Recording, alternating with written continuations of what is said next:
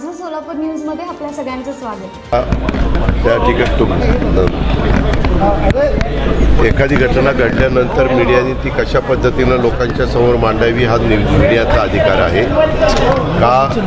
पुण्यातल्या गोष्टीच्या संदर्भातला सगळ्यांनीच निषेध केलेला आहे की माणुसकीला काळीमा फासणारी घटना आहे। त्या नराधमाला ताबडतोब त्या अटक झाली पाहिजे म्हणून आम्ही सगळेजण प्रयत्न करत होतो। काल म्हणजे आज सुरुवातीला 1 वाजता त्याला अटक झालेली आहे। रात्री 12 नंतर जो 1 वाजतो त्या 1 वाजता त्याला अटक केलेली आहे। पोलिसांच्या ताब्यामध्ये तो आलेला आहे। पूर्णपणे चौकशी त्या ठिकाणी चाललेली आहे।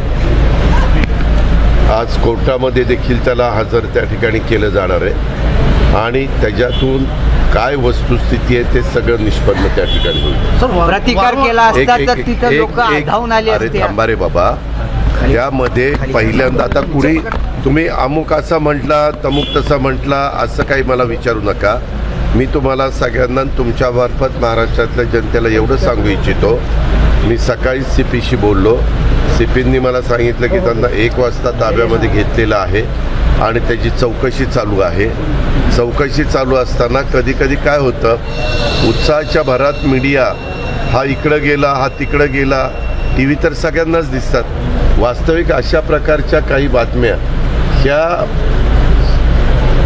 जी विकृत व्यक्ती असते, जी अतिशय काळीमा फासणारी व्यक्ती असती, त्या व्यक्तीला पकडण्याच्या करता ह्या वेगळ्या प्रकारच्या काही बातम्या दिल्या तर ते पण त्या बातम्या बघून की बाबा अमुक अमुक व्यक्ती अमक्या अमक्या राज्यात गेली, तमुक व्यक्ती तमक्या जिल्ह्यात गेली, शहरात गेली, त्या खरं तर काही थोडंसं तारतम्य हे सगळ्यांनी ठेवलं पाहिजे। आम्ही राजकीय लोकांनी पण ठेवलं पाहिजे आणि त्याच्यातून जो दोषी आहे त्या दोषीला पकडण्याच्या करता ह्या बातम्यांचा उपयोग त्याला आणखीन स्वतःला लपवण्याच्या करता होता कामा नये, ही पण खबरदारी आहे। संजय राऊत यांनी टीका केली आहे की मला एक सांगतो, हे प्रत्येक वेळेस जे कोण तुम्ही व्यक्तीचं नाव घेतात ते रोज सकाळी 10 वाजता का 9 वाजता काय ते बोलतात, तर प्रत्येकाला उत्तर देणं आम्ही बांधील नाही। निवडणुकीत गुंडांनी काम केलं भाजप आणि राष्ट्रवादीच्या,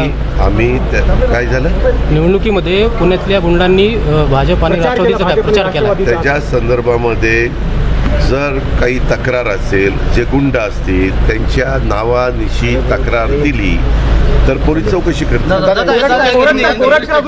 कोरटकर पोलिसाला सापडत नाही, फरार आहेत प्रशांत कोरटकर। चौकशी चाललेली आहे, तुम्ही फक्त तो फरार तो इकडे गेला तिकडे गेला असं जरा दाखवायचं बंद करा। माझं सोलापूर न्यूज या YouTube चॅनलला सबस्क्राईब करा आणि बेल आयकॉन प्रेस करायला विसरू नका।